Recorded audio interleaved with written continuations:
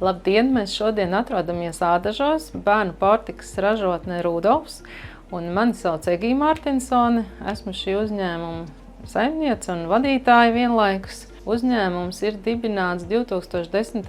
gadā, kad radās man šī ideja kā jaunai māmiņai, auklējot savu mazo Rudolfu, kuram tolaik bija nepilns gads, ražot Latvijā bioloģisku bērnu pārtiku. Uzņēmuma kolektīvā šobrīd strādā aptuveni 75 darbinieki, no kuriem lielākā daļa ir tieši ražošanas darbinieki. Rudolfu varētu raksturot pirmkārt ar kvalitāti, otrkārt ar bioloģisku un veselīgu produktu, un treškārt noteikti ar izcilu garšu. Mūsu sortimentā ir vairāk kā 100 dažādu veidu produktu. Galvenokārt mēs ražojam bērnu un zīdaiņu pārtiku, gan stikla iepakojumā, gan stāvpakās, bet ir arī tādi produkti, kas domāti visai ģimenei, kā kečupi, ievārījumi, dažādas mērces un tam līdzīgi. Pirmais produkts bija bērniem biezenīts, kurš bija no Latvijas ķirbju, kartupeļu un burkāni. Veikala top plauktos jau ir vairāk kā 50 dažādi produktu veidi pieejami, bet regulāri mēs savu sortimentu paplašinam un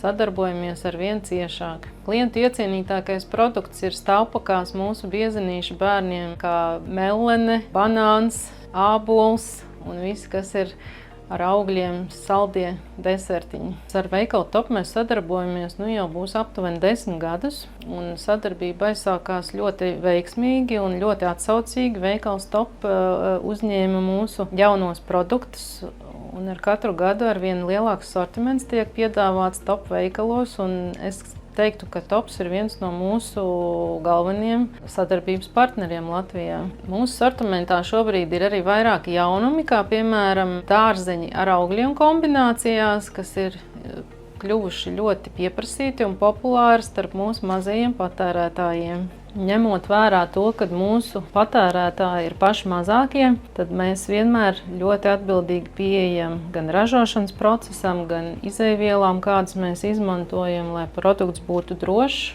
un kvalitatīvs. Visbiežāk noteikti ir ābols, un no dārzeņiem tas varētu būt mūsu pašu Latvijas ķirbis. Viņi ir ļoti veselīgi, viņi ir ļoti garšīgi un viņi ļoti pieprasīti. Jā, idejas par dažādiem jauniem produktiem mēs smeļamies gan cītīgi uzklausot mūsu jaunās māmiņas un mazos patērētājus, gan arī pieredzi gūstam pasaulē starptautiskās izstādes apmeklējot. Daudz idejas smeļamies arī ārpus Latvijas. Māmiņām noteikti ieteiktu sākt ar tā saucamām monogaršām, kur ir viens ķirbis, viens ābolīts vai viens burkāns un plūme. Tad lēnām pakāpeniski jau iepazīstināt mazuli ar garšu daudzveidību.